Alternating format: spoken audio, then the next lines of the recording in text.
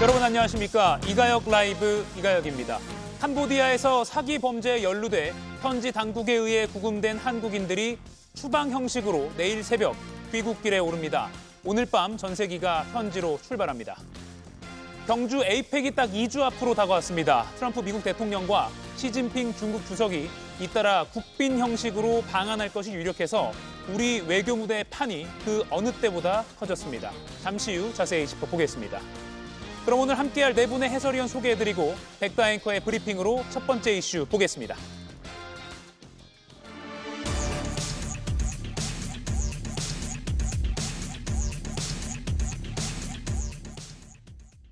캄보디아에 구금됐던 한국인 2명이 오늘 송환됐습니다.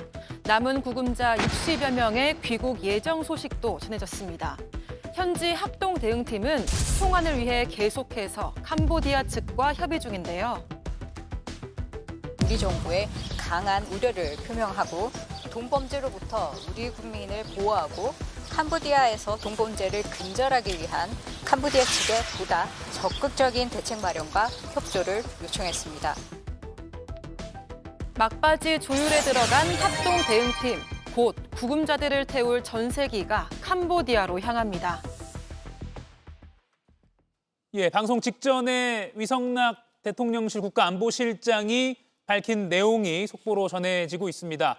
구금된 한국인을 태운 전세기가 오늘 저녁에 인천공항에서 캄보디아 푸놈펜으로 가고요. 그리고 절차를 밟아서 현지에 있는 60여 명의 한국인들을 태워서 내일 새벽 2시쯤 현지에 출발해서 아마 내일 아침쯤이면 귀국할 것으로 보입니다. 위성락 실장의 이야기를 들어보시겠습니다.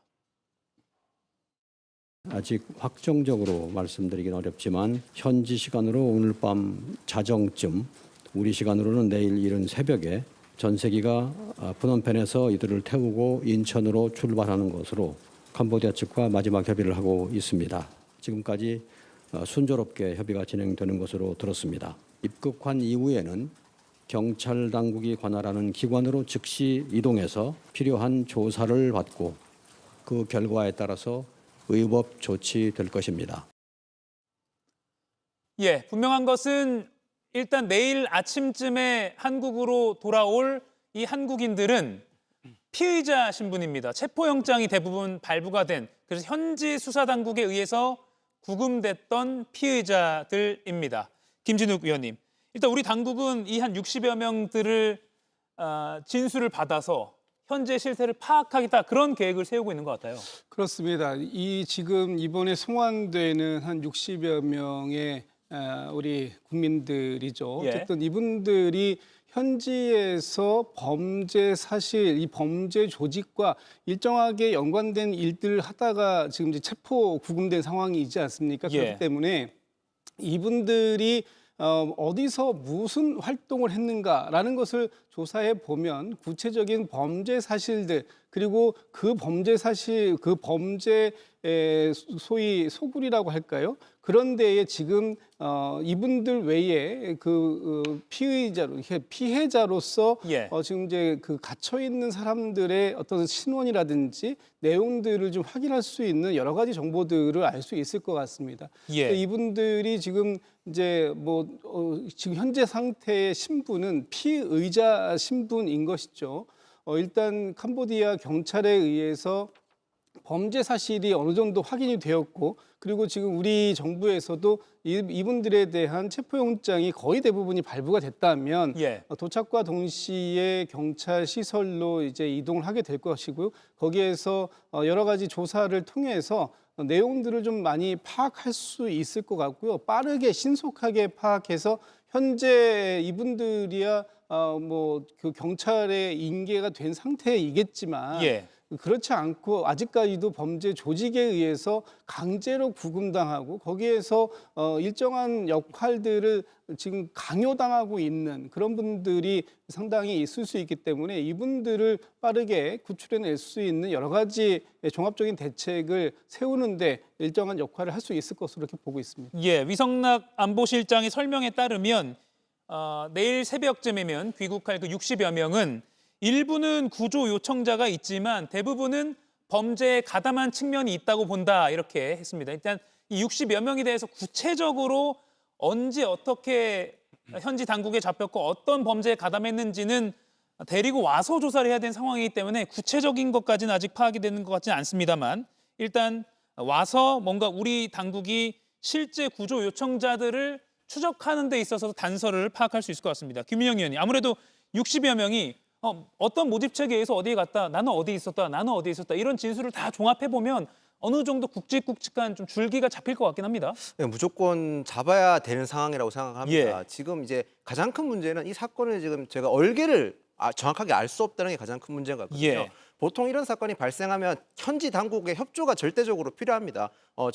우리나라 주권이 있는 것처럼 그 나라도 주권이 있기 때문에 우리나라 공권력이 현지에서 마음껏 발휘할 수 없는 상황이지 않습니까? 그러면 결과적으로 당시 현지에 있는 국가에서 원활한 협조가 있어야 가능한데 지금 캄보디아 같은 경우는 여행 경보를 하향해달라는 적반하장이라는 분노가 느껴지지 않습니까? 예. 근데 그거랑 별개로 적반하장 분노와 별개로 협조가 안 이루어지기 때문에 수사가 지금 어려운 상황이기 때문에 저 60명이 어쨌든 간에 가장 현재로서는 정보가 가장 많은 사람들일 겁니다. 그렇기 때문에 수상국에서는 60명에 대해서 철저하게 지금 조사를 해야 되는 상황이라고 봅니다. 거기다가 지금 국민의힘 서범수 의원 같은 경우는 서울 강남 한복판에 지금 캄보디아의 범죄단체 배후그룹이 있다는 것까지 밝혀냈지 않습니까? 이런 얼개를 다 맞춰야만 지금 저희 국민들 같은 경우에서 캄보디아에서 지금 피해를 입고 있는 국민들을 구출할 수 있는 단초를 마련할 수 있지 않을까 싶습니다. 예.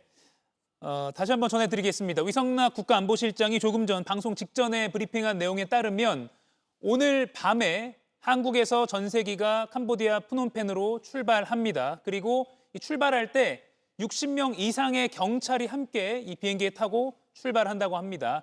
그리고 현지 당국에 의해서 구금된 피의자 신분인 한국인들 60여 명을 이 경찰들이 일일이 확인 후에 같이 전세기에 태워서 내일 새벽쯤에 출발해서 내일 아침쯤 인천으로 다시 돌아올 예정이라고 합니다.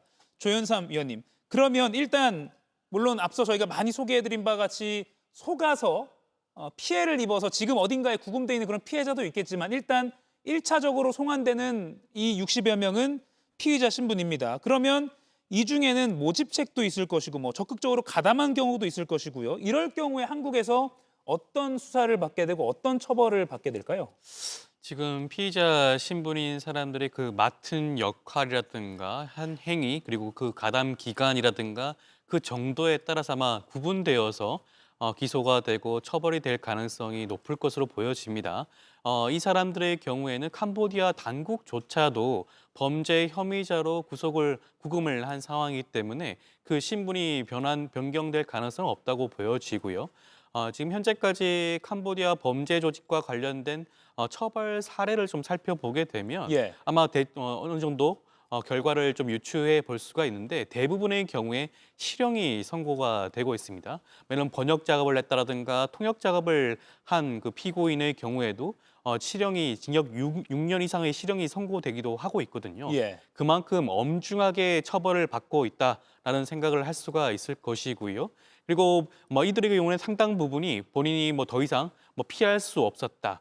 불법적으로 감금된 상태에서라는 불법 행위에 가담했다라고 항변을 하고 있지만 예. 거의 대부분의 경우에 법원에서 이 부분을 받아들이지는 않고 있습니다. 우리 대법원의 경우에도 살펴보게 되면 단순하게 공모한 것이 아니라 범죄가 있다는 사실을 인지하고 미필적으로 인지한 상태에서 그 공모 관계가 형성이 될 수 있다라고 보고 있고요. 그것은 사전에 공모를 하지 않더라도 단계적으로 순차적으로 그 가담을 했다고 한다면 공범의 관계를 인정을 하고 있거든요. 예. 그렇기 때문에 아마 지금 송환되는 그 피의자 신분이 이들에 대해서도 마찬가지로 상당한 중형이 선고될 가능성이 높지 않을까 싶습니다. 예.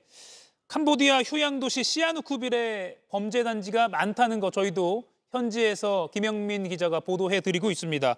모두가 잠든 사이에 거점을 떠나는 듯한 움직임이 저희 JTBC 카메라에 포착됐는데요. 보시죠. 3만 원이다, 한 달에 10,000불을 주겠다는 고수익으로 욕을 해도 제발 오지 마십시오.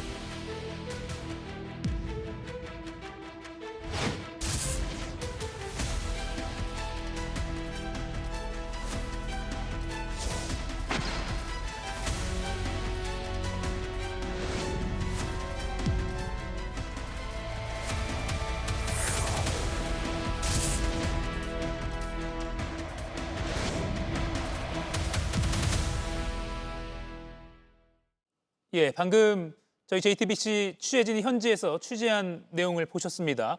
보면 화이트보드에 뭐 중국어도 막 써 있고요. 그리고 뭔가 야심한 밤에 모니터와 컴퓨터 본체를 어디론가 실어가는 그런 모습도 볼 수가 있었습니다. 아예 관광버스를 대절해서 이동하는 듯한 모습도 포착됐다고 하고요. 지금 보시면 이렇게 컴퓨터도 아마 뭐 텔레마케팅 또는 뭐 사기 행각에 쓰이는 그런 장비로 보입니다. 이런 것들을 실어 나르는 모습도 포착이 됐습니다. 송영훈 위원님, 웬치라고 하잖아요. 그 근거지.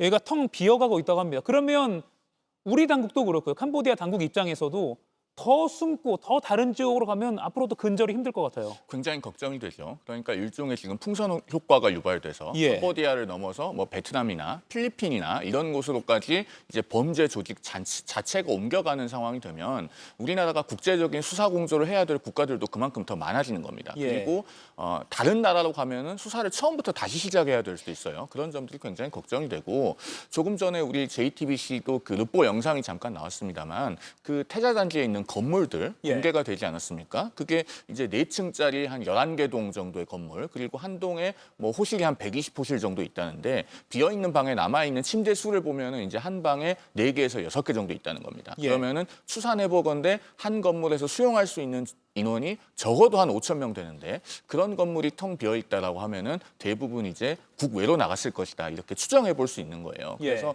일단은 지금 캄보디아 안에 남아 있는 우리 국민이라도 소재를 파악해서 구조해서 우리 대한민국으로 무사히 돌아오시게 하는데 최선을 다해야겠지만 예. 앞으로 국제적인 외사 공조의 범위를 넓혀 나가는 것이 또 하나의 지금 숙제가 되고 있는 상황이다. 이렇게 말씀드릴 수 있겠습니다. 예. 차로 몇 시간만 가면 이웃 국가로 갈 수 있는 구조이기 때문에 더욱더 우려가 커지고 있는 상황입니다. 조현삼 위원님, 그런데 또 우려 중에 하나가 뭐 단순히 장소만 이동하는 것이 아니라 장비만 가지고 이동하는 게 아니라 사람도 데리고 다닌다는 증언들이 나오고 있어요. 예를 들면 한국인 구금자들도 이 중국인 조직이 몇 명씩 뭐 태워서 어디론가 팔듯이 인신매매하듯이 데리고 다닌다는 그런 말들이 나오고 있거든요. 충분히 그럴 가능성이 있다고 보여지죠. 캄보디아 범죄 조직 입장에서는 지금 한국인 구금자들을 그대로 방치하는 경우에는 자칫 잘못하면 그들의 그런 조직 내부 구성원이라든가 행각들이 그대로 드러날 가능성이 있지 않겠습니까? 그러다 보면 그런 구속을 피하기 위해서라도 자기들의 그런 여러 가지 안전을 담보하기 위해서라도 한국인 구금자들을 상시 대동할 가능성이 굉장히 높다고 할 것이고요. 그리고 한국 정부와 캄보디아 당국이 찾지 못할 정도로 인신매매와 같은 그런 범죄를 저질러서 확인을 할 수 없는 그러한 상황에 처해지도록 할 수도 있다고 보여집니다. 그렇기 예. 때문에 이 부분에 대해서 우리 정부 입장에서도 적극적으로 대응할 필요성이 있다. 자칫 잘못하면 숨어든 한국인 구금자들에 대해서 더 이상 추적이 힘든 상황에 닥쳐질 수도 있거든요. 그렇기 예. 때문에 조속한 대응이 필요하지 않을까 싶습니다. 예. 오늘 저녁에 우리 전세기가 경찰관들을 태워서 푸놈펜 현지로 출발합니다. 그리고 현지 캄보디아 당국에 의해서 피의자 신분으로 구금돼 있던 일종의 범죄에 가담한 혐의로 구금돼 있던 한국인 60여 명을 조사를 간단히 한 후에 그 전세기에 그대로 태우고 내일 아침에 한국으로 돌아올 예정입니다. 그런데 지금 이야기를 나눈 것처럼 이 60여 명 말고 어떤 관리 사각지대에 있는 그 외에 몇 명이 있는지 등등은 아직 파악되지 않고 있기 때문에 더 시급한 상황입니다. 그리고요, 저희 취재진이 오늘 인터넷 검색을 그냥 간단히 해서 구인 광고를 찾아봤습니다. 보여주시죠. 월 수익 2천만 원, 항공권 보장, 딱 봐도 캄보디아 범죄와 똑같은 형태의 구인 광고가 이렇게 아직도 활개를 치고 있습니다. 보시면 뭐 무조건 법니다. 안전 최고로 보장해 드립니다. 근무지는 위에 보면 태국이라고 나와 있습니다.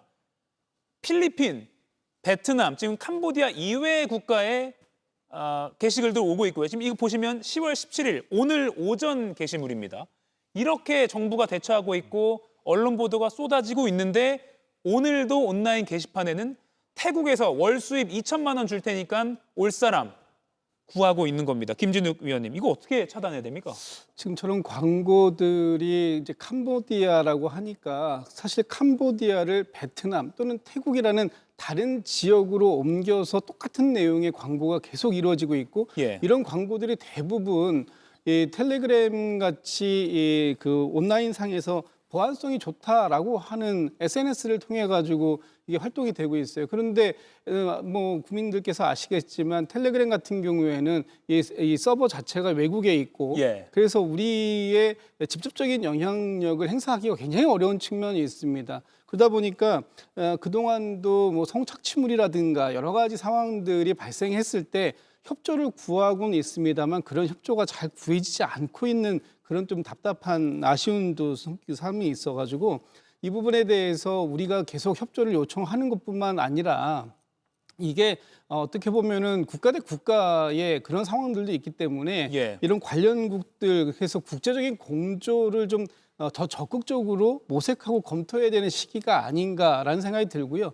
1차적인 부분은 뭐 정부가 막는 이런 부분도 있겠습니다만 더 중요한 것은 이런 정보에 손쉽게 이렇게 노출될 수밖에 없는 이 국민들께서 경각심을 좀 다시 한번 일깨우고 고수익을 미끼로 해서 이런 구인 광고가 올라올 때는 상당히 의심을 좀 하는 그런 것이 좀 필요하고요. 그리고 이런 것에 노출되었을 때 적극적으로 경찰이나 이렇게 좀 관계 기관에 신고도 좀 해주시면 좋을 것 같습니다.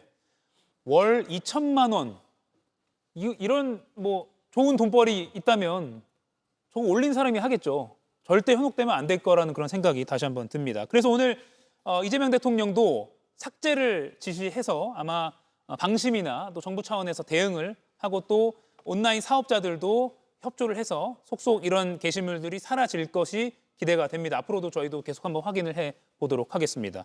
송영훈 의원님, 그런데 이렇게 언론 보도가 쏟아지는데 지금 공항 출국장에서 우리 경찰들이 캄보디아 출국자를 대상으로 어떤 목적으로 가는지를 확인하고 있다고 해요. 근데 언론 보도를 보니까 한 30대 남성이 본업을 그만두고 쉬던 중에 텔레그램을 통해서 알게 된 동생이 탑승권을 보내줬다. 그러면서 그냥 가겠다고 계속 제지를 수용을 안 했다는 거예요. 이런 상황이 계속 벌어지고 있습니다. 그래서 뭐 공익 광고도 필요하고 우리 언론의 적극적인 경각심 환기를 통해서 우리 국민들이 계속 캄보디아가 됐든 그 인접 국가가 됐든 위험한 국가로 출국해서 범죄 조직에 끌려 들어가는 상황을 막아야 됩니다. 이 상황에서 제가 한 가지 좀 말씀드리고 싶은 영화 대사가 있는데요. 도둑들이라고 하는 그 영화를 만든 최동훈 감독이 있지 않습니까? 1,000만 관객이 드는 영화를 만들기 전에 2004년에 본인의 감독 데뷔작이 범죄의 재구성이라는 영화입니다. 그 영화가 이제 박신양 씨, 염정아 씨, 백윤식 씨 등이 나와서 그 당시 흥행에 성공한 영화인데 영화 마지막 부분에 보면은 주인공이 보석상을 상대로 사기 범죄를 저지르고 독백을 하는 대사가 있는데 굉장히 지금 상황에 어울릴 만큼 교훈적입니다. 뭐라고 얘기를 하냐면 걸려들었다. 지금 이 사람은 상식보다 탐욕이 크다. 상식보다 탐욕이 큰 사람, 세상을 잘 모르는 사람, 세상을 너무 잘 아는 사람 모두 우리를 만날 수 있다. 이렇게 얘기하거든요. 지금 상황에서 우리가 굉장히 음미해 볼 만한 대사가 아닌가 싶습니다. 월 1,000만 원이나 2천만 원과 같은 고수익을 해외에서 쉽게 누릴 수 있다면 우리 앵커께서 말씀하신 것처럼 그 일을 본인이 하지 왜 남을 모집해서 그 기회를 그렇게 쉽게 주겠습니까? 이 방송을 보고 계신 시청자 여러분들께서도 혹시라도 저런 광고를 보고 혹하시더라도 절대 거기에 동화돼서 출국하시는 일이 없길 바랍니다. 그리고요, 저희가 대포통장 범죄를 꾸리기 위해서 그런 사람들을, 피해자를 모집하는 사람들의 대화방 내용을 확인해 봤습니다. 보니까 각자 출국 사유를 잘 생각해라. 말 안 하면 출국 막힌다. 잠시 지나가는 태풍일 뿐이다. 대중들은 개, 돼지니까 금방 잊을 것이다. 그러니까 지금 당국이나 언론에서의 비판에 대해서 비웃는 듯한 이런 태도를 그대로 보이고 있다는 거예요. 김명우 의원님, 뭐 어떻게 봐야 됩니까? 그러니까 지금 모집책들은 저 정도 수준을 넘어서서 여전히 계속 모집을 하고 있다고 들었습니다. 실제로 어떤 지금 언론에서는 텔레그램을 통해서 저 모집책에게 자기가 지원을 하고 싶다고 하니까 구체적으로 방법까지 안내하고 여전히 안내하고 있다는 상황인 겁니다.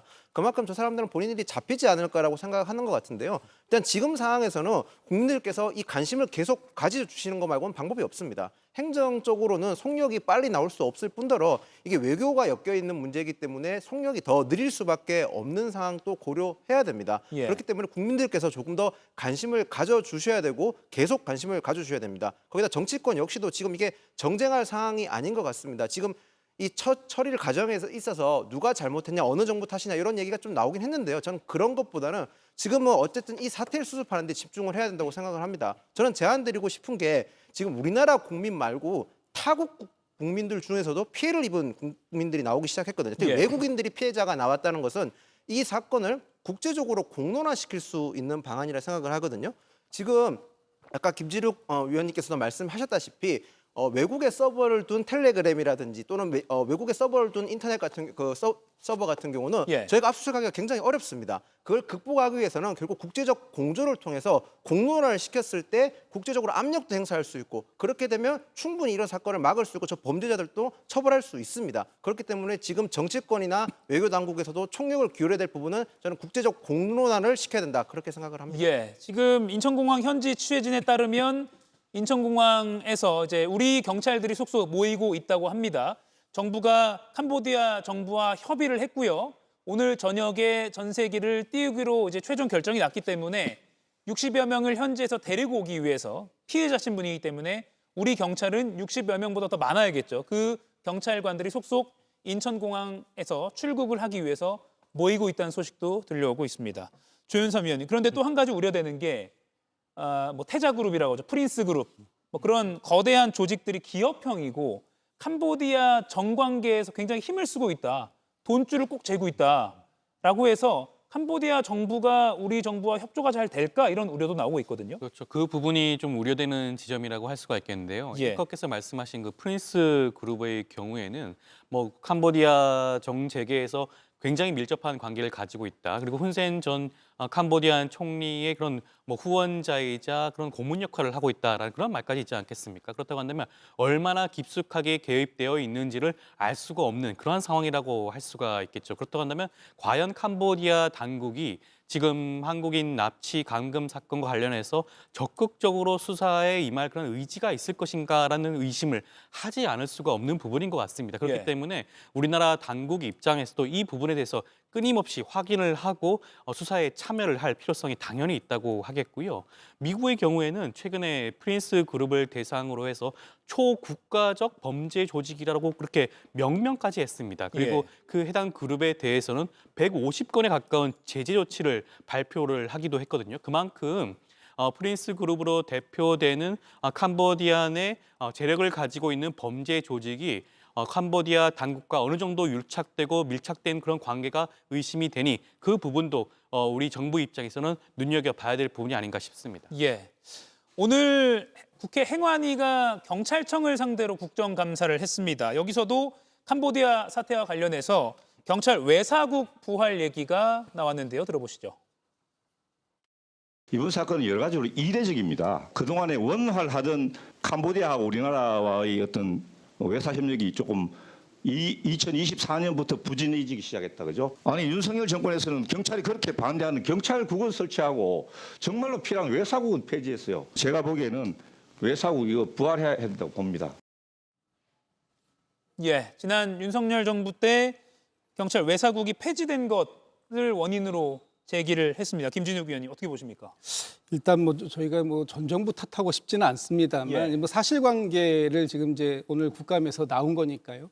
23년도에 캄보디아만 대상으로 놓고 봤을 때 한 10명에서 20명 정도의 이런 그 구조 요청 신고들이 있었는데 24년도에 들어와서 220명 수준으로 늘고 올해 들어와 가지고 지금 330명 수준으로 급격하게 늘고 있다라는 것이거든요. 근데 여기에 제대로 대응해서 구조 요청을 하는 국민, 재외 국민들에게 신속하게 도움의 손길을 좀 내줘야 되는데 그렇게 하기에는 인력적 한계가 너무나 컸다라는 부분이 있습니다. 일단은 이 그 대사관에 있는 경찰 주재관을 증원해달라는 요청이 끊임없이 꾸준히 있었음에도 불구하고 그 부분에 대해서 행안부가 묵살했던 것도 있고 또 경찰청 내에 있었던 외사국을 폐지해서 한 1,100명 수준의 어떤 이 외사국 규모가 있었는데 이 부분도 대폭 축소가 됐다라는 겁니다. 그렇기 때문에 이런 상황들이 있을 때 이렇게 적극적으로 빠르게 신속하게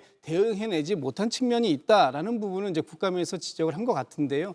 저는 뭐 전 정부 탓하고 싶은 생각은 없습니다. 그러나 우리 국민들의 안전과 직결되는 문제라면 이 부분에 대해서 인력, 예산을 더 적극적으로 투입하지를 못할 망정 기존에 있는 것을 줄이는 그런 우매한 행동은 하지 않는 것이 맞았다. 그런 측면에서 매우 아쉬움이 크다. 이렇게 말씀드리고 싶습니다. 예, 송영훈 의원님.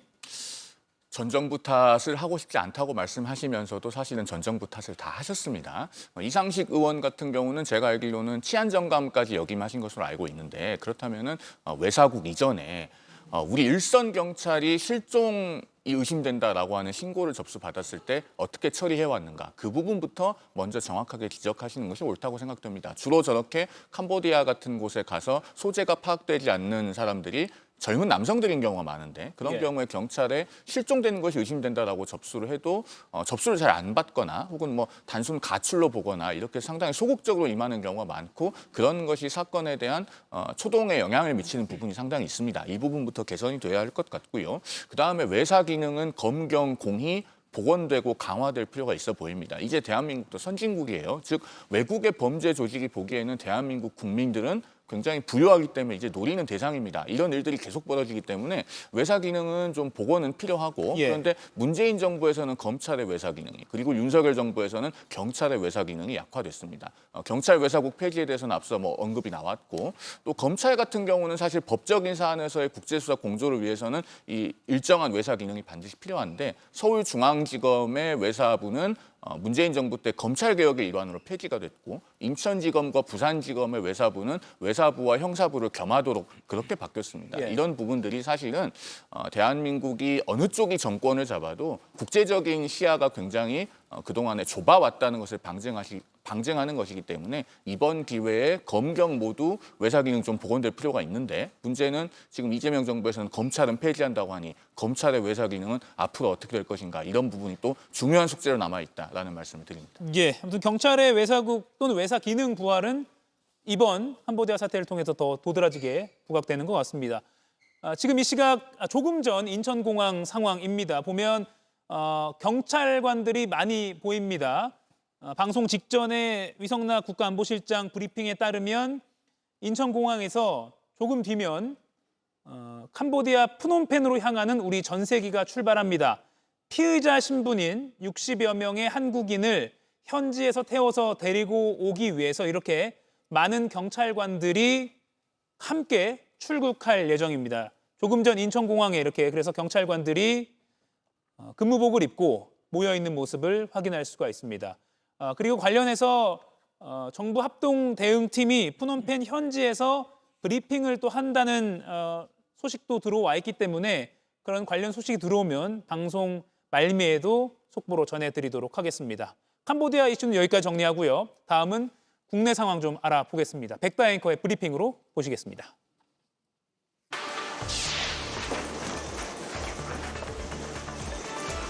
피고인 잠시 일어서실까요? 국민참여재판은 희망하지 않으시는 걸로 의견 주셨는데 그건 뭐 변화 없으신 거죠? 인적사항 좀 확인합니다. 생년월일 어떻게 되시죠? 1965년 5월 15일입니다. 예. 직업은 어떻게 되세요? 바로 직전에 변호사였습니다. 예. 직업은 변호사였다는 이상민 전 행정안전부 장관. 피고인석에 앉은 모습이 공개됐습니다. 내란 중요임무 종사와 직권 남용, 위증 혐의 등에 대한 재판이었는데요. 공소 사실을 모두 부인한다는 게 이 전 장관 측의 입장입니다. 여권에서는 이 전 장관의 구속을 예로 들면서 박성재 전 법무부 장관 구속영장 기각에 대한 비판의 목소리도 나왔는데요. 박성민 전 장관 이미 구속이 됐는데 사실상 똑같은 구조예요. 이 구조하고 지금 박성재 전 법무부 장관에 대한 영장의 구조가 뭐가 다릅니까? 계엄 공모 혐의를 받는 이상민 전 장관의 첫 재판, 관련자들을 비롯한 향후 수사에 어떤 영향을 미칠까요?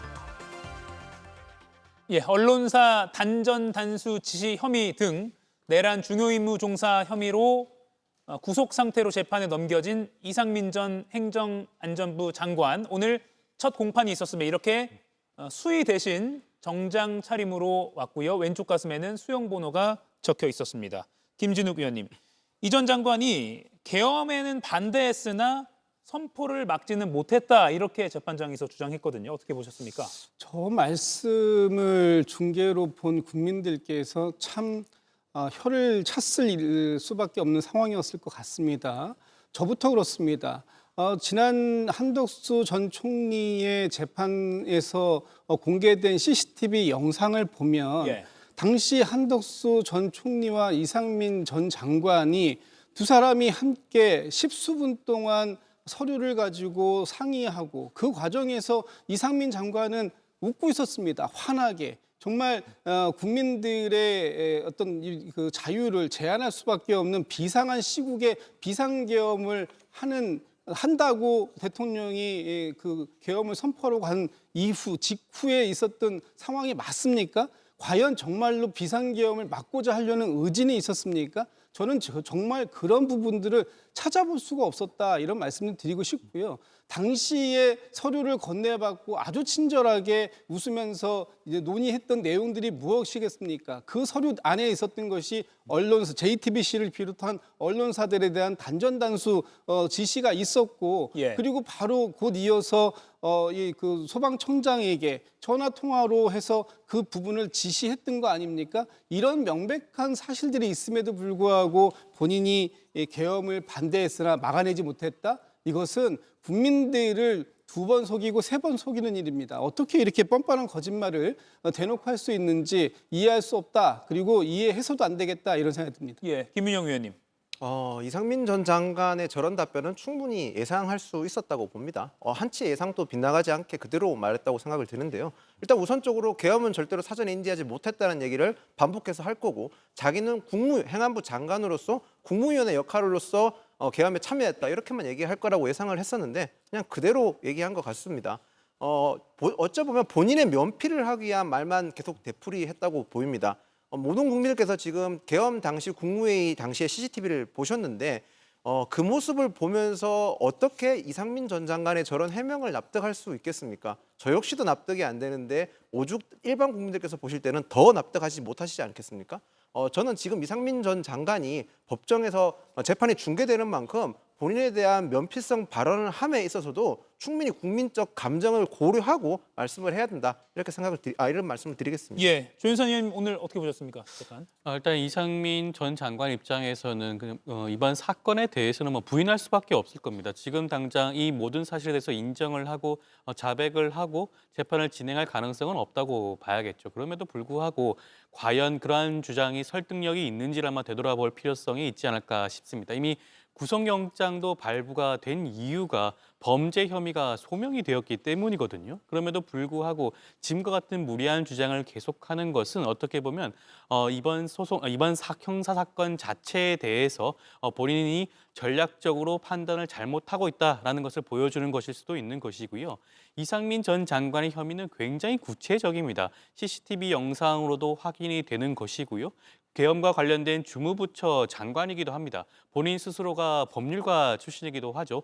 전직 변호사라고 밝히지도 않았겠습니까? 그렇다고 한다면 이번 위헌 위법한 비상계엄이 불법성을 가지고 있다는 사실을 당연하게 인지할 수밖에 없었다고 할 것이고요. 거기에 대해서 적극적으로 국무위원이라고 한다면 이를 적극적으로 만류했어야 함에도 불구하고 그러한 모습 CCTV 영상을 살펴보게 되면 전혀 찾아볼 수가 없습니다. 그렇다고 한다면 내란 중요 임무 종사죄가 충분히 성립될 여지가 높다고 할 것임에도 불구하고 이와 같은 입장을 취하는 것 자체를 살펴보게 되면 굉장히 답답한 모습이 아닌가 싶습니다. 송영훈 의원님. 이상민 전 장관의 주장은 역사적으로 결정적인 순간에 본인의 역사적 책무를 회피한 사람의 비겁한 변명이다 이렇게 생각됩니다.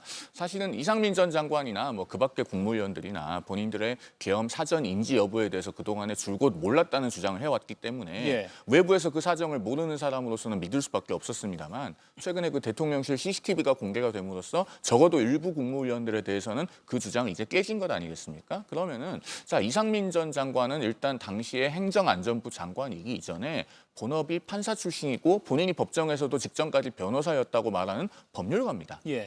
계엄이 선포되는 순간부터 우리나라에 전시사변 기타 국가 비상사태는 없기 때문에 계엄이 위헌 위법하다는 것을 알 수 있었거든요. 그러면은 대외적으로 나는 이 계엄에 반대한다라고 하는 명징한 메시지가 있었어야 됩니다. 그런 것이 없었던 상황에서 본인이 반대했다, 막지 못했다라고만 얘기하는데 CCTV가 있는 상황에서 그것을 누가 믿어주겠습니까? 그리고 아마 뒤에서 이제 박성재 전 장관의 경우와 비교하면서 말씀을 드리겠습니다만 이 단전 단수 지시는 그것이 실행에 옮겨졌을 때 결국은 언론사들이 정상적으로 기능하지 못하면서 국회가 정상적으로 작동하는 데 있어서 굉장히 큰 압력을 느낄 만한 강압의 구성 요소가 될 수 있습니다. 그렇기 때문에 내란 주요 임무 종사라고 하는 혐의를 적용했을 때 법원도 그것이 법리적으로 가능하다라고 보고 구속영장을 발부한 것으로 보이거든요. 그렇기 때문에 이상민 전 장관이 계속 본인의 잘못에 대해서 회피하는 태도로 재판에 임했을 때 그것이 과연 본인에게 긍정적으로 작용할 것인가, 본인이 굉장히 지금 신중하게 판단해야 되는 상황이다라고 말씀드립니다. 예, 김진우 경께 이렇게 질문 드려볼게요.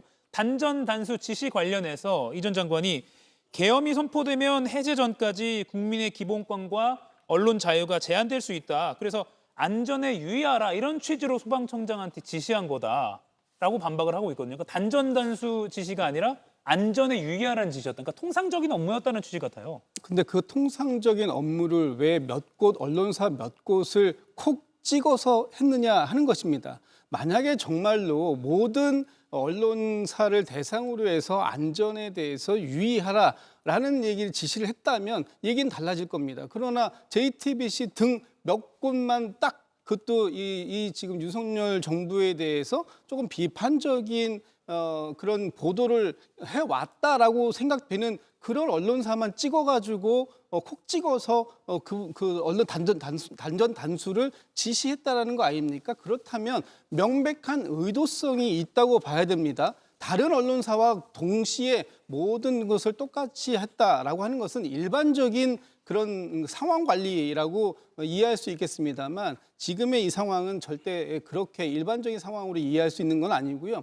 특별히 그 통제가 반드시 통제를 해야 하는 언론사들에 대한 단전 단수이기 때문에 특별한 의도성, 그 특별한 의도성은 이 12.3 비상계엄 내란 사태를 적극적으로 옹호하려고 하는 그런 의도가 있었다라고 해석할 수밖에 없을 것 같습니다. 예. 그리고 앞서 박주민 민주당 의원이 오늘 아침 라디오에서 한 인터뷰 내용 백다 앵커가 브리핑으로 전해드렸는데 박성재 전 법무부 장관과 이 전 장관이 비슷한 결 아니냐. 똑같이 내란 중요임무 종사 혐의를 받고 있는데 박 전 장관은 구속영장이 기각됐다.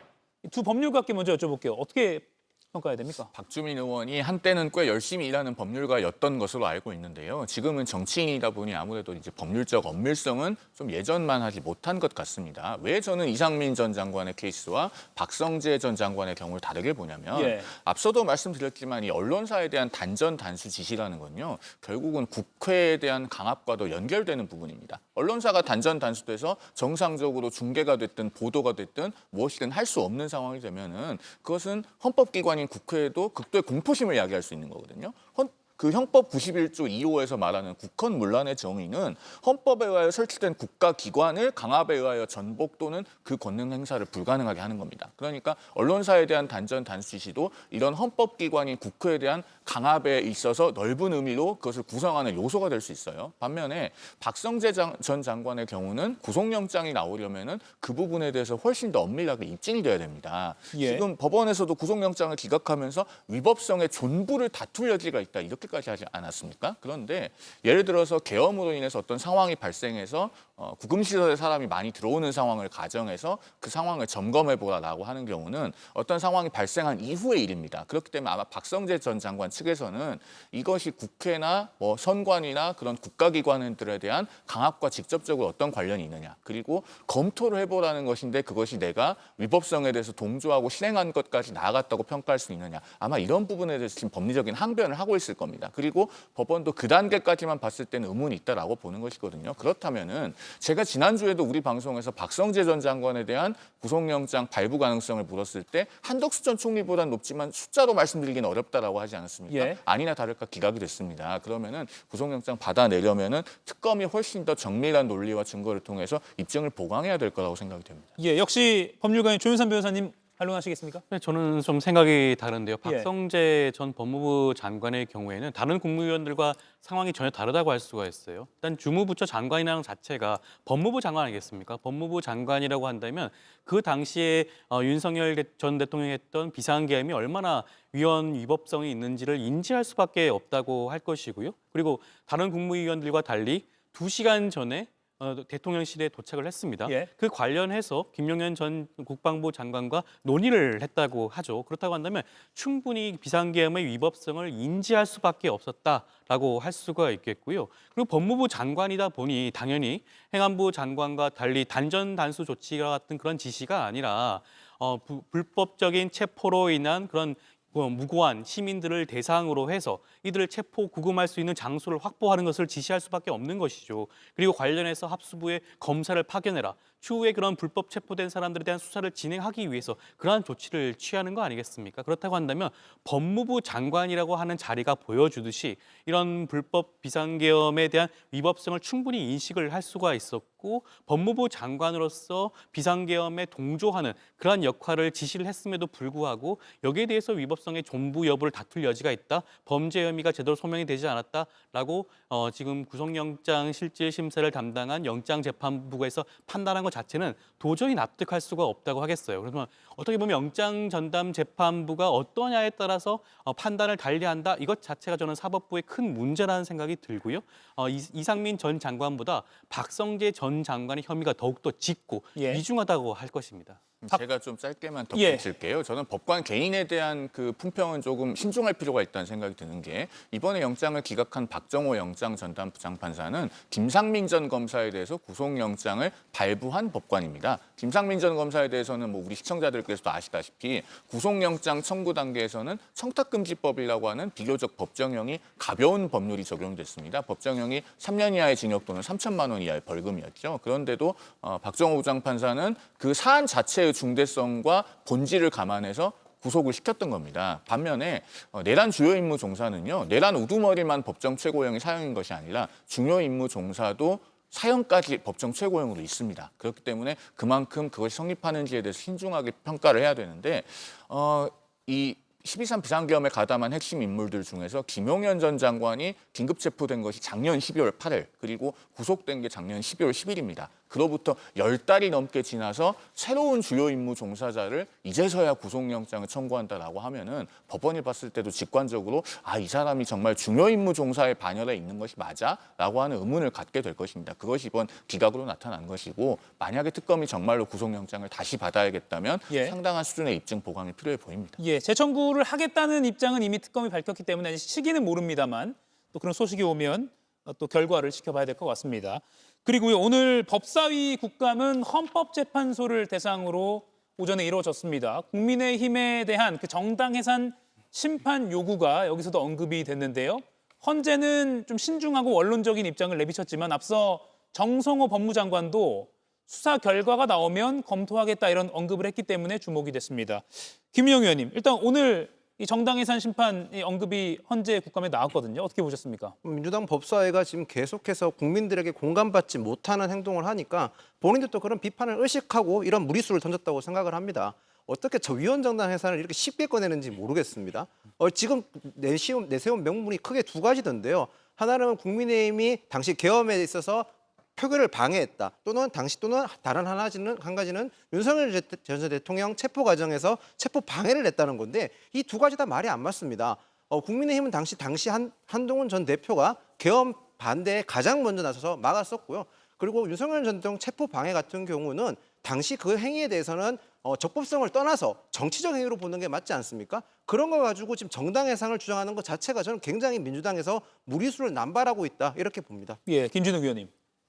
저는 뭐 무리수다라는 표현은 좀 안 맞는 것 같아요. 왜냐하면 12.3 비상계엄이 해제되는 과정 속에서 추경호 전 원내대표가 적극적으로 이 계엄 해제에 나서지 않으려고 했던 모습들이 좀 있었었고 그리고 그 이후에 헌법재판소에서 윤석열 전 대통령의 탄핵이 인용될 때까지 보여줬던 국민의힘의 의원들, 소속 그 의원들의 모습을 보면 충분히 이런 지적을 받을 만하다. 물론 법적으로 앞으로 어떤 평가가 나올지는 모르겠습니다. 예. 그러나 이미 그 12.3 비상계엄에 국민의힘이 동조했다라는 거 아니냐 이런 오해를 받을 만한 행위들을 많이 했습니다. 윤석열 전 대통령이 파면되고 난 이후에도 윤어게인을 외치고 있잖아요. 그 이야기는 이미 당시의 비상계엄에 대해서 심리적으로 동의하고 있다라는 거 아닙니까? 만약에 그때 비상계엄이 이게 그 실행이 됐고 그리고 그 비상계엄이 성공했다면 지금의 이 상황들이 일어나지 않았을 거라는 그런 후회를 하고 계시는 거잖아요. 그렇기 때문에 지금 그 정성호 법무부 장관은 굉장히 신중하게 얘기한 겁니다. 예.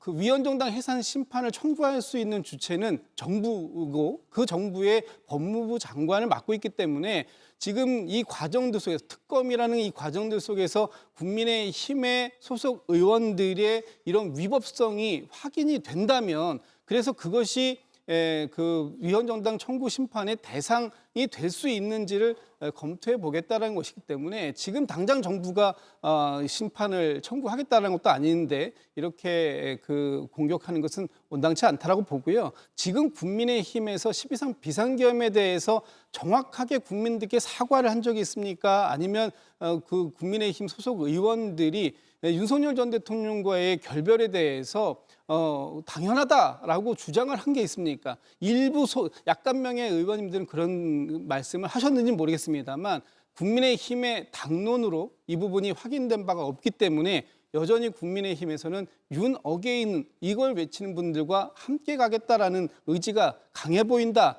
이렇게 비판할 수밖에 없는 것이다. 이런 말씀 드리고 싶습니다. 예. 마지막 하나만 더 짚어보겠습니다. 오늘 세관 마약 수사 외압 의혹 수사팀 관련해서 잡음이 며칠째 나오고 있는데 수사 외압 주장을 하고 있는 백혜룡 경정 서울 동부지검으로 파견 첫 출근길에서 검찰 수사팀을 향해서 불법단체다 이렇게 직격을 하기도 했습니다. 그리고 오늘 경찰청을 상대로 한 행안위 국감에서도 이 부분이 지적이 됐는데요. 보시죠. 검찰은 수사의 대상이다. 합수단은 위법하게 구성된 불법단체다. 이렇게 주장을 했는데 그곳으로 제가 지금 출근하고 있습니다. 공직자로서 신념이 처음 흔들립니다. 과간입니다. 이분이 무슨 망상에 빠진 것도 아니고 합수팀은 불법단체라고 합니다. 합수팀 누가 만들었습니까? 대통령이 지시하에서 만들었잖아요. 아니 검찰과 저희가 협의를 해서 검찰에서 요청이 와서 저희가 대통령이 그러면 불법단체를 만든 수괴가 되는 거고 임원정은 앞잡이가 되는 거고요. 거기에 따랐던 백혜룡 경정은 똘마니가 되는 겁니다. 저런 발언을 하는 사람이 어떻게 저 수사팀에 들어가요? 백혜룡 경정의 그런 행위에 대해서는 저희가 엄중히 지켜보고 있고요.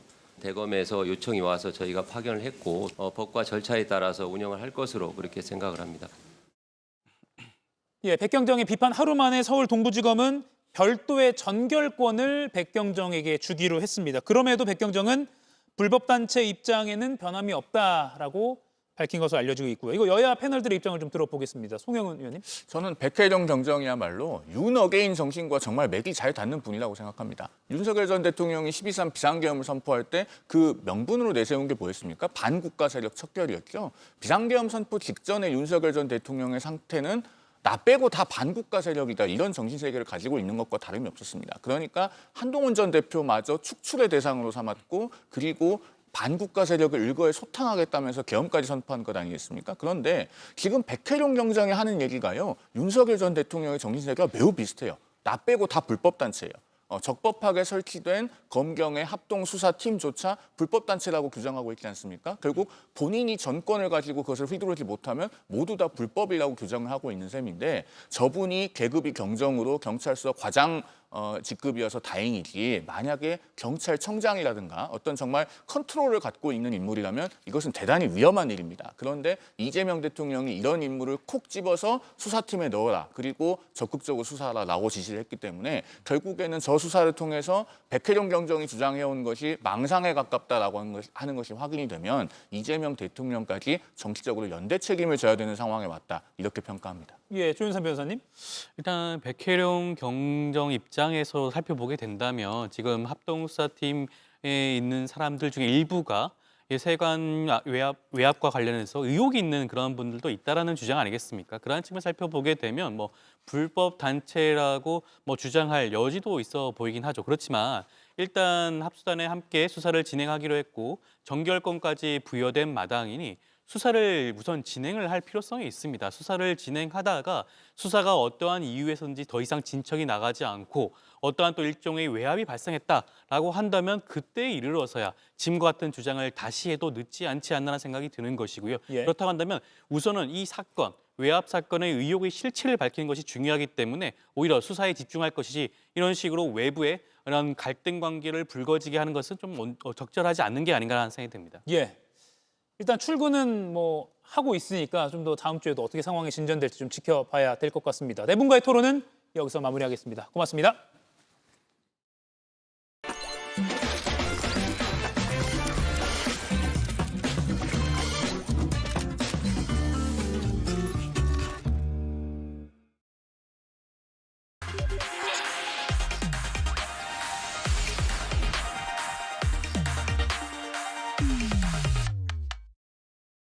오늘도 뜨거운 마스 토론 서영주 전 더불어민주당 상근 부대변인, 윤희석 전 국민의힘 선임 대변인 두 분과 함께합니다. 어서 오십시오. 네, 안녕하세요. 네. 첫 번째 주제는요. 먼저 백다 앵커의 브리핑으로 만나보시겠습니다. 한 주 내내 국회는 국정감사로 뜨거웠습니다. 고성뿐 아니라 욕설이 오갔고 피감 기관에 대한 질의도 못한 채 파행이 반복되기도 했는데요. 정책은 없고 정쟁만 있었다는 평가가 나오는 이유입니다. 이재명 정부의 첫 번째 국정감사 첫 주, 국회 측의 송곳 질문이 아닌 이 장면이 가장 기억에 남는다고 꼽는 분들이 많은데요. 검찰에서 저는 기소를 해야 된다라고 생각을 하고 있고 사회적 약자인 근로자들이 그 200만 원 정도 되는 퇴직금이라도 좀 신속하게 받게 됐으면 좋겠습니다. 국정감사가 시작된 이후 집계된 여론조사 결과 더불어민주당이 39%, 국민의힘이 23%를 기록했습니다. 현 정부 출범 이후 처음으로 지지율 30%대를 기록한 민주당, 그 배경은 무엇일까요? 예, 바로 질문 여쭙겠습니다. 서영주 의원님. 네. 이재명 정부 출범 이후에 40%대가 민주당이 붕괴가 됐습니다. 어떻게 봐야 됩니까? 뭐 좋지 않은 스코어입니다. 일단은 수치보다는 흐름 자체가 계속해서 하락세고요. 예. 새로운 정부가 들어선 지 지금 5개월이 채 지나지 않았고 그리고 집권 여당의 진용을 갖춘 지도 그와 더 짧은 시간입니다. 그렇게 따졌을 때는 사실 국민들이 기대감이 높고 웬만해서는 높은 점수를 주는 게 통상의 어떤 그런 관례라고 해야 되나요? 그런 흐름이었는데 예. 이게 집권 여당의 스코어가 이렇게 흐름이 좋지 않은 걸 보면 국민들이 기대하는 바보다는 조금 멀찌감치 움직이고 있는 게 아닌가. 저는 사실 뭐 여러 가지 요인들이 있을 수 있어요. 예. 외적 환경이 좋지는 않습니다. 외교적인 부분도 그렇고요. 사실상 여러 가지 그 현안 자체가 좋지 않은 사고들이 터졌고 예. 그런 부분들을 잘 수습하려고 대통령은 하고 있는데 국회 모습을 한번 돌아봤을 때 이재명 대통령은 나름대로 고군분투를 한다고 저는 한 장면이 찍혀요.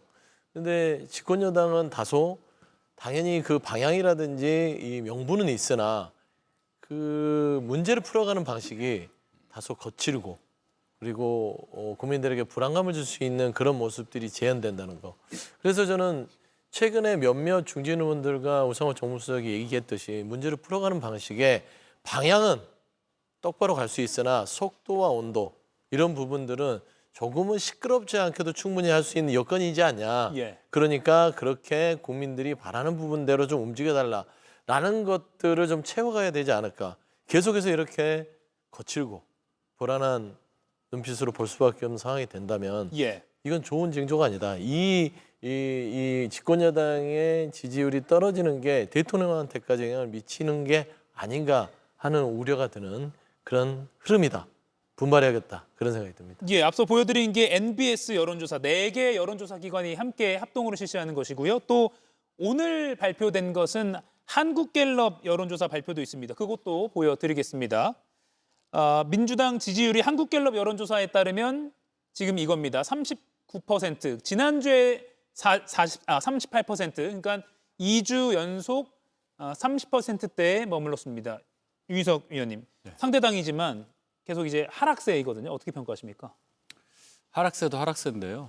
뭐 그 원인은 다 아실 겁니다. 지금 국회를 완전히 장악하고 있는 민주당의 국회에서의 모습이 너무나 거칠고 일방적이기 때문에 국민들께서 많은 피로감을 느낀다.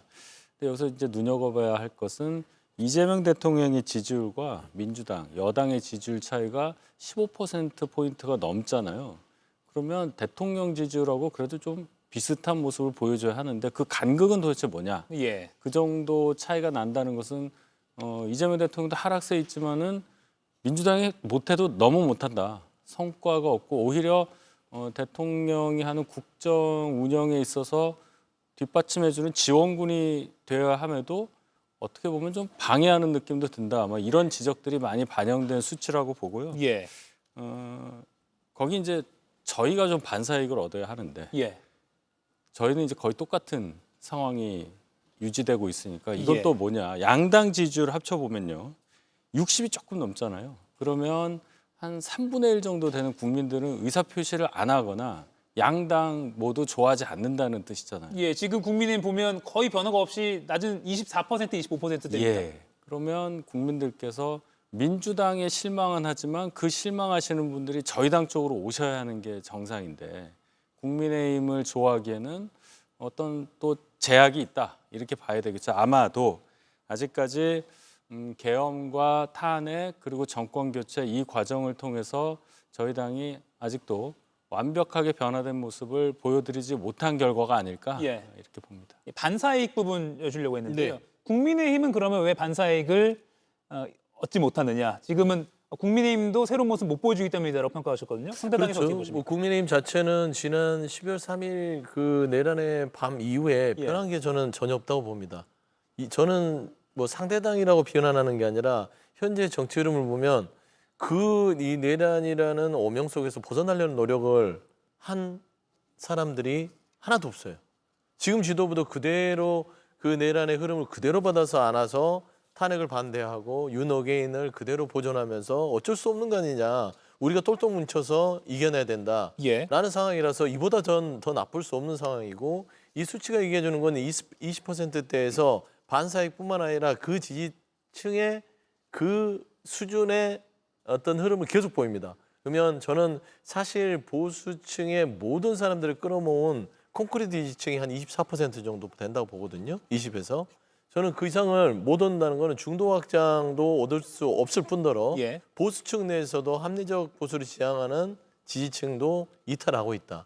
사실 변화가 깨져야 되는데 변화가 아니라 더 나빠지고 있는 형국으로 국민은 가기 때문에 그 체질이 변하지 않으면요. 더 이상 어떤 그 반전을 기대할 수 있는 요인은 누릴 수 없을 것이다 그래 보고 있습니다. 그러면 대통령 직무수행평가 하나 보겠습니다. 한국갤럽 오늘 발표 자료입니다. 10월 셋째 주 54%가 잘하고 있다. 35%가 잘 못하고 있답니다. 물론 과반이기 때문에 낮은 수치라고는 할 수 없습니다만 추세를 보면 9월 첫째 주에 63%였다가 10월 셋째 주에 54%까지. 캄보디아 사태, 미국과의 무역 협상 어떤 요인이 꼽힐까요? 일단은 외교적인 부분들이 좀 크지 않을까 싶어요. 거기에 이제 캄보디아 사태도 모든 것들이 지난 정부의 책임이 있을 수도 있겠지만 이 현 정부가 모든 사태는 책임지는 겁니다. 그렇기 때문에 그런 부분에 있어서도 영향을 받을 것이고 사실 최근에 이제 부동산 문제도 반영이 될 가능성이 높아요. 집값은 치솟고 그걸 잡기 위해서 부동산 규제를 아주 초강수로 둔 부분들이 또 반감을 일으킬 수 있으나 그런 걸 따졌을 때 저는 사실 이재명 대통령이 선방하고 있다. 그러니까 60%에서 지금 54%까지 갔지만 이재명 대통령이 얻었던 그 당선 지지율이 49.6%인가 그럴 거예요.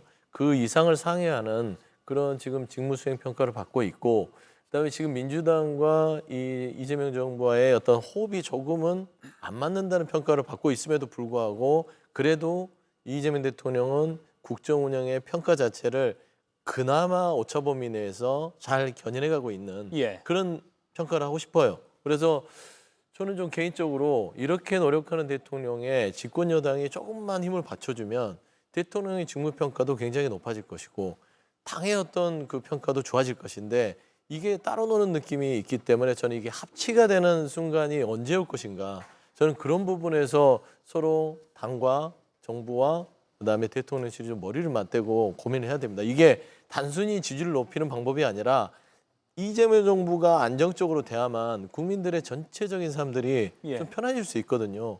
이 국회를 보고 있으면 어떤 느낌이냐면 야당이 두 개가 있는 느낌이에요. 야당과 야당이 있으니까 그러면 어디에 안정감을 찾을 수 있지 이런 그 기대감을 줄 수 없거든요.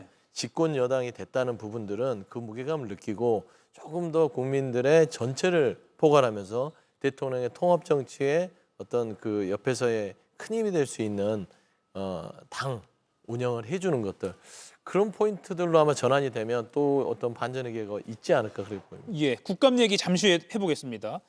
54% 지지니까 대선 득표율보다 높습니다. 선방하고 있다 이렇게 평가하십니까? 아직까지는 크게 뭐 떨어졌다, 문제가 많다 이렇게 말씀드릴 수는 전혀 없죠.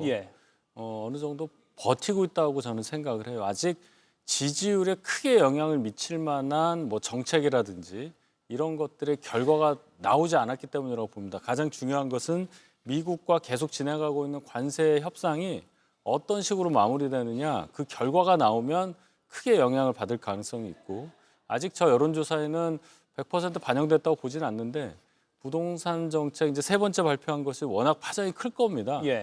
거기에 대한 국민들의 생각이나 어떤 감정적인 부분까지 여론조사에 반영이 된다면 지지율이 좀 출렁일 가능성이 있어요. 그래서 지금 정권 교체된 지 이제 넉 달 정도 지난 상태에서 여기까지는 어느 정도 잘 넘어온 측면이 있는데 이 동안에 하셨던 일들에 대한 결과가 나오는 시점 곧 있게 될 텐데요.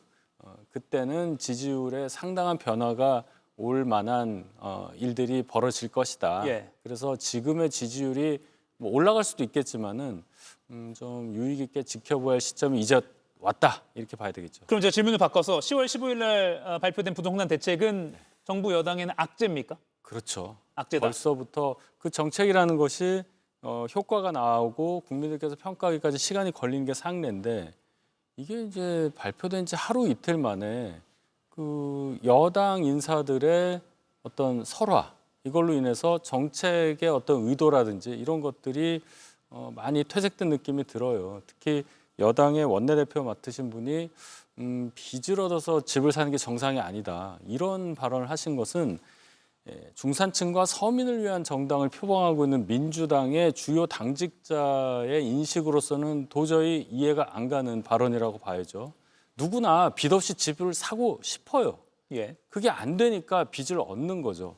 빚을 얻고 싶지 않은데 일부러 빚을 얻는 분은 없을 겁니다.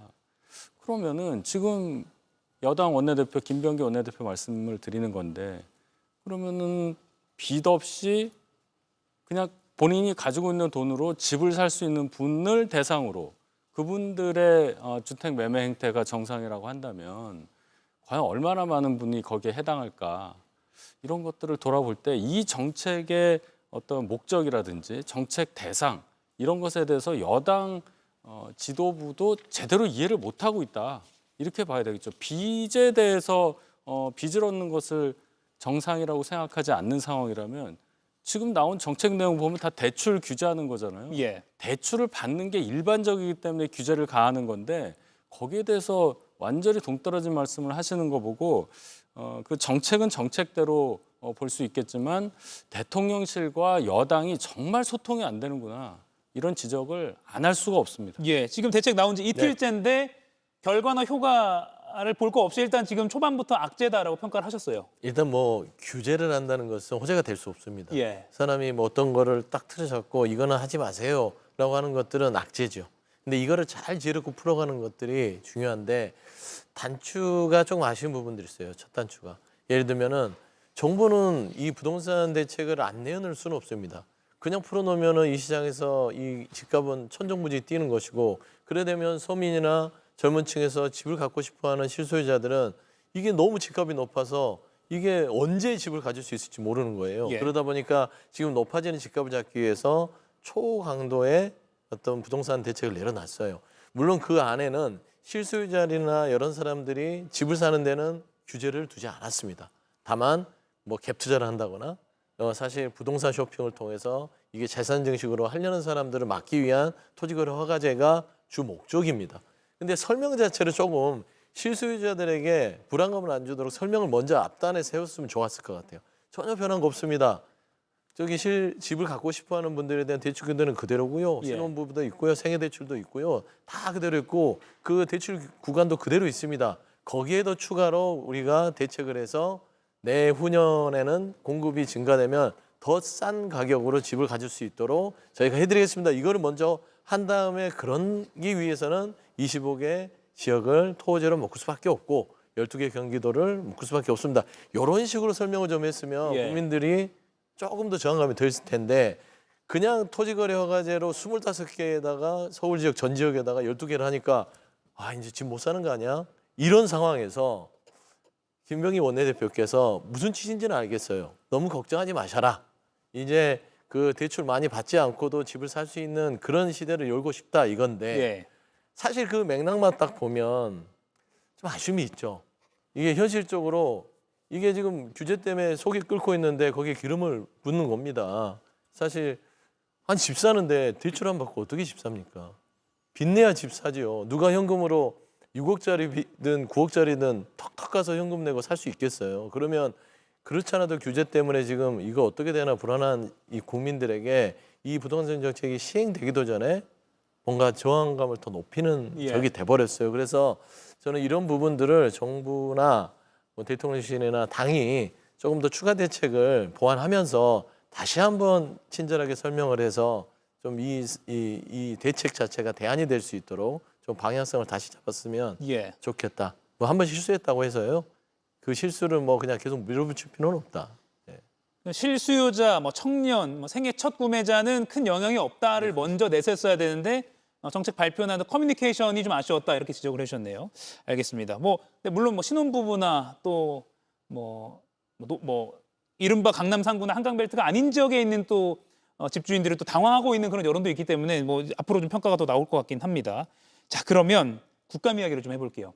국감 1주차가 이제 오늘로써 마무리가 됐는데 사실 저희도 여러 차례 전달해드렸지만 글쎄요, 고성, 욕설, 문자 공개 뭐 이런 게 주로 언론에 노출이 됐기 때문에 국감 1주차 평가를 좀 해주시죠, 유세윤 의원님. 예, 말씀하신 대로 그 국정감사라는 것은 그걸 통해서 국정 운영에 대한 어떤 평가도 있을 수 있고 앞으로 개선점 이런 게 나와서 국민들께서 앞으로 국정이 이렇게 되겠구나 예측할 수 있어야 되는데 그런 내용은 저조차도 별로 기억이 안 날 정도로 신문기사를 아무리 봐도 그런 내용은 거의 없더라.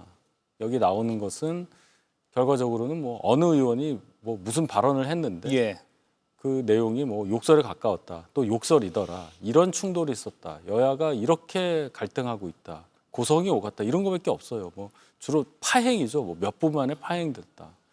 그러니까 결론은 민주당 지지율이 이렇게 낮은 이유를 제가 아까 말씀을 드렸는데 이 운영을 함에 있어서 자꾸만 그 야당인 것처럼 아까 말씀하셨죠. 야당이 두 개 있다고. 저희는 이제 졸지에 제2야당이 된 건데요.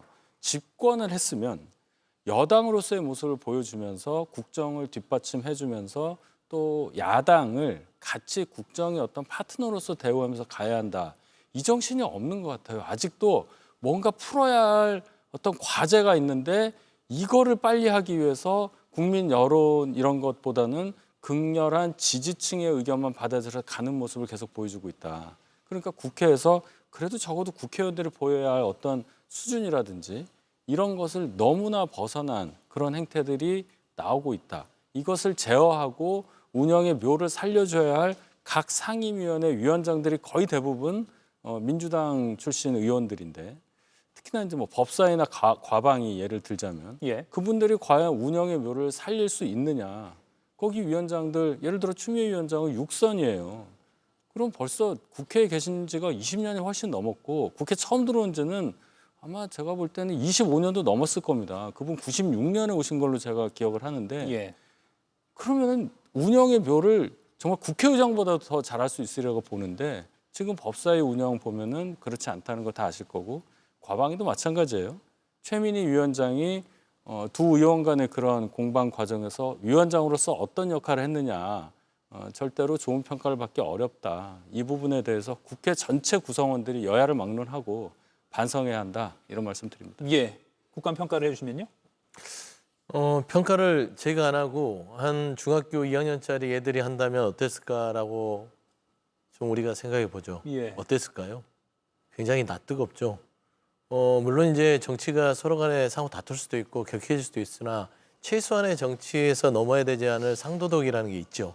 그걸 우리가 쉬운 말로 품격이라고 하는데 아이들이 봤을 때 그래도 국회의원 아저씨들이 그래도 품격 있는 사람들이 하는 거 아니야라고 했을 텐데 그 상임위장에서 나오는 언어들과 행태들을 보면 정말로 그 TV를 끄고 싶을 만큼 낯뜨거운 장면이 연출됐다. 심지어 저는 22대에서는 의원들 간의 신상 발언을 존중해주는 이 관행도 다 깨져버린 것 같아요. 예. 아무리 그래도 그 상대에 대한 신상에 대해서 공격하는 것들은 삼가해 왔거든요. 근데 그 말도요. 지금 여기서 방송이라도 못 쓰지만 영어로 베이비라는 어떤 그런 단어들을 막 날리고 예. 뭐 이 연차가 있더라도 상대당에라고 해서 야 너 반말이 오가고 고성이 오가고 이거는요 사실 있어서는 안 될 일입니다. 그러니까 상임위장은 본인들의 감정 싸움을 하는 데가 아니라 국민들을 대신해서 여야가 공의 행정부가 정해진 어떤 권한 자체를 제대로 썼는지를 질의하고 거기에 대해서 바로잡는 자리고 감정은 밖에 나가서 해야죠. 상임위장은 국민들이 다 보고 있는 장소라고 생각하면 이렇게 못할 텐데 국민이 실종됐다. 그런 측면이 굉장히 아쉬웠습니다. 예. 그래서 저는 국정감사는 본래 예산을 제대로 썼는지를 보는 게 국정감사가 원래 본 목적입니다. 정부가요. 거기에다가 공무원들이 국민의 공복으로서 본인들의 권한을 사적으로 활용하지 않고 제대로 국민한테 썼는지 이 두 가지를 보는 것인데 그런 거를 참 찾기가 힘든 며칠이었다. 좀 며칠 남지 않은 국정감사 그런 모습을 좀 다시 보여줬으면 좋겠다고 말씀드립니다. 예, 다음 주도 지켜봐야 될 것 같습니다. 외교로 좀 눈을 넓혀보겠습니다. 두 번째 토론 주제 보여드리겠습니다. 트럼프, 시진핑 동시 국빈 방문, 판 커진 경주 이렇게 잡아봤습니다.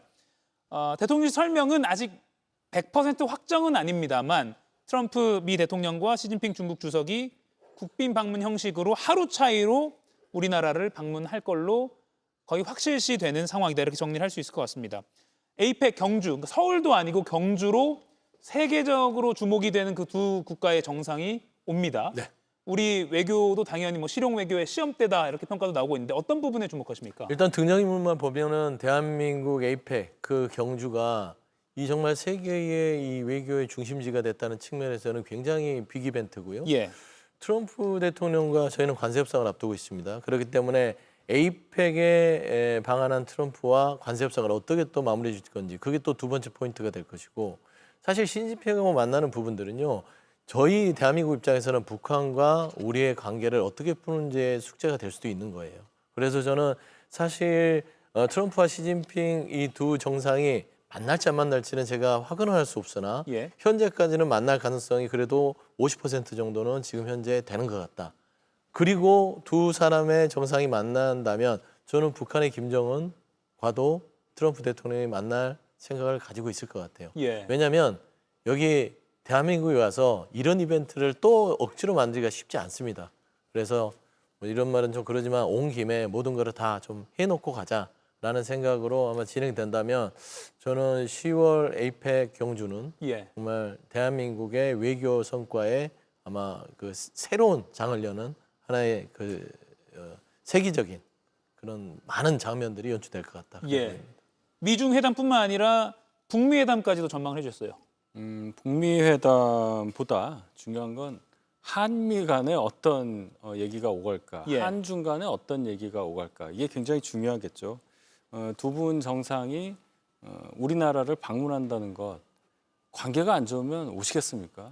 그것도 국빈으로 오신다면 대단히 일단 오신다는 것 자체가 우리한테는 굉장히 좋은 일이고 그럼 오셔서 우리가 가서 만나는 것도 아니고 우리한테 와서 대화를 하는 과정이라면 제 생각에는 그래도 어느 정도의 성과를 담보할 수 있지 않느냐 이런 희망을 가져봅니다. 예. 중요한 건 결과인데요. 가장 중요시 되는 것은 트럼프 대통령과 만나서 정말 우리가 계속 골머리를 앓고 있는 이 관세 협상을 마무리 지을 수 있느냐. 지금 나오는 보도에 의하면 트럼프 대통령만 결심을 해주면 뭔가 우리에게 좀 유리한 결과가 나올 것 같은데 과연 설득이 돼서 그 방향으로 타결이 되느냐 이런 부분이 가장 중요하게 보이고요. 또 뒤이어서 시진핑 주석과 어떤 또 정상회담 결과를 내보내느냐 미중 사이에서 우리가 굉장히 영리하게 외교 정책을 해야 하는데 두 분이 딱 이렇게 오신 가운데 뭔가 결과가 나온다면 그 자체로 국민들에게는 대단한 선물이 될 것이라고 봅니다. 트럼프 대통령이 경주에 오기 전에 한미 무역 협상이 맺음을 가질 가능성도 있다고 보십니까? 일단은 뭐 실무적인 그 맺음은 마무리될 가능성도 있죠. 베센트 장관도 사실 한 10일 이내에는 모든 걸 좀 마무리하자고 공식적으로 얘기를 했던 것이고 지금 현재 이제 고인철 부총리부터 시작해서 우리 정부의 협상단의 움직임도 보면 경주에서 이 이벤트를 마무리를 짓고 싶어 하는 것 같아요.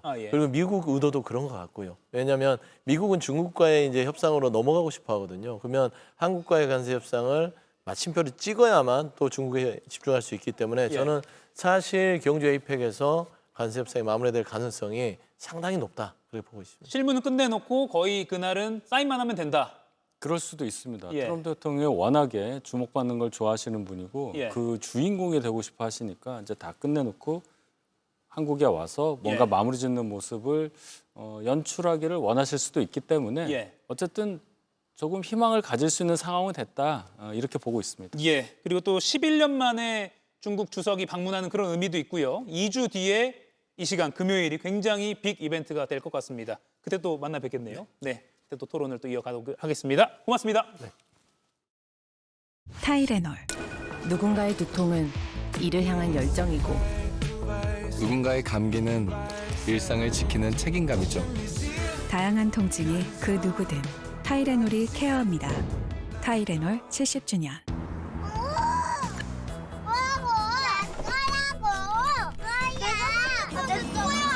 조용! 조용히 하라고 했다. 그만! 스탑! 가속 페달을 밟고 있습니다. 맨날 싸워도 또 맨날 웃게 되는 가족이니까. 더 패밀리 SUV, 더 기아 EV5. Kia. Movement that inspires. 인사돌 정말 고맙죠. 잇몸이 들뜨지도 않고 좋죠, 인사돌. 잇몸 속부터 편해요. 잇몸이 편안하니까 먹을 때 걱정이 없죠. 인사돌 스위스 푸모커가 획득. 써보면 알죠. 해외 텔레마케터 직원 모집. 경력이 없어도 괜찮다. 근무지는 해외. 항공 티켓, 휴가비 제공. 일주일 평균 수입 400에서 800만 원. 월 평균 수입 2천만 원 이상 보장. 제가 방송 전에 직접 인터넷 검색 몇 번으로 손쉽게 찾은 구인 광고입니다. 캄보디아에 우리 정부 합동 대응팀까지 가 있는 지금도 온라인엔 이렇게 버젓이 범죄의 손짓이 활개를 치고 있습니다.